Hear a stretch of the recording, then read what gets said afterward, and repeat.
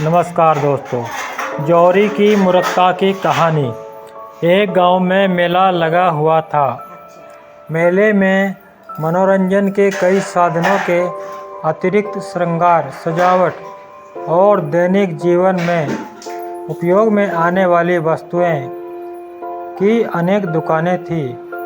शाम होते ही मेले की रौनक बढ़ जाती है।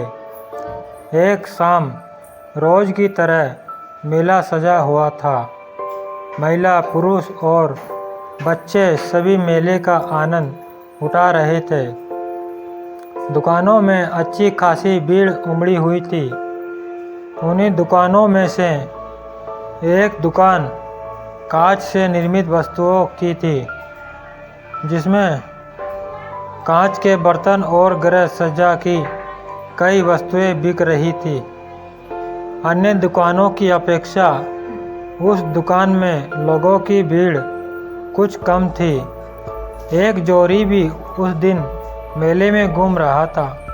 घूमते घूमते जब वह उस दुकान के पास से गुजरा तो उसकी नज़र एक चमकते हुए कांच के टुकड़े पर अटक गई। उसकी पार की नज़र तुरंत ताड़ गई कि वह कोई साधारण कांच का टुकड़ा नहीं, बल्कि बेशकीमती हीरा है। वह समझ गया कि दुकानदार इस बात से अनभिज्ञ है। वह दुकान में गया और उस हीरे को उठाकर दुकानदार से उसकी कीमत पूछने लगा। भाई, जरा इसकी कीमत तो बताना। दुकानदार बोला, यह मात्र 20 रुपये का है। जौहरी लालची था। वह कम से कम कीमत में उस कीमती हीरे को हथियाने की फिराक में था। वह दुकानदार से मोल भाव करने लगा। नहीं भाई, इतनी कीमत तो मैं नहीं दे सकता। मैं तुम्हें इसके 14 रुपये दे सकता हूँ। 14 रुपये में तुम मुझे ये दे सकते हो तो दे दो। दुकानदार उस कीमत पर राजी नहीं हुआ। उस समय दुकान में कोई ग्राहक नहीं था। जौहरी ने सोचा कि थोड़ी देर मेले में घूम फिर कर वापस आता हूँ। हो सकता है तब तक इसका मन बदल जाए और ये 14 रुपये में मुझे ये कीमती हीरा दे दे। ये सोच हीरा बिना खरीदे वह वहाँ से चला गया। कुछ देर बाद जब वह पुनः उस दुकान में लौटा तो हीरे को नदारद पाया। उसने फौरन दुकानदार से पूछा, यहाँ जो कांच का टुकड़ा था वह कहाँ गया?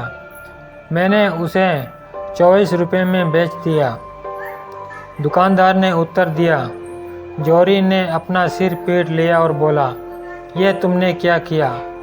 तुम बहुत बड़े मूर्ख हो। वह कोई कांच का टुकड़ा नहीं, बल्कि बेशकीमती हीरा था। मात्र 24 रुपये में तुमने उसे बेच दिया। मूर्ख मैं नहीं, तुम हो। मैं तो नहीं जानता था कि बेशकीमत हीरा है, पर तुम तो जानते थे। फिर भी तुम मुझसे मोल भाव कर 5 रुपये बचाने में लग गए और हीरा बिना खरीदे ये दुकान से चले गए। दुकानदार ने उत्तर दिया। दुकानदार का उत्तर सुन जौहरी अपनी मूर्खता पर पछताने लगा और पछताते हुए खाली हाथ वापस लौट गया। तो दोस्तों, इस कहानी से यह शिक्षा मिलती है कि मूर्खता और लालच दोनों नुकसान का कारण है। धन्यवाद दोस्तों। आपको कहानी कैसी लगी? अच्छी लगी हो तो कमेंट ज़रूर करें।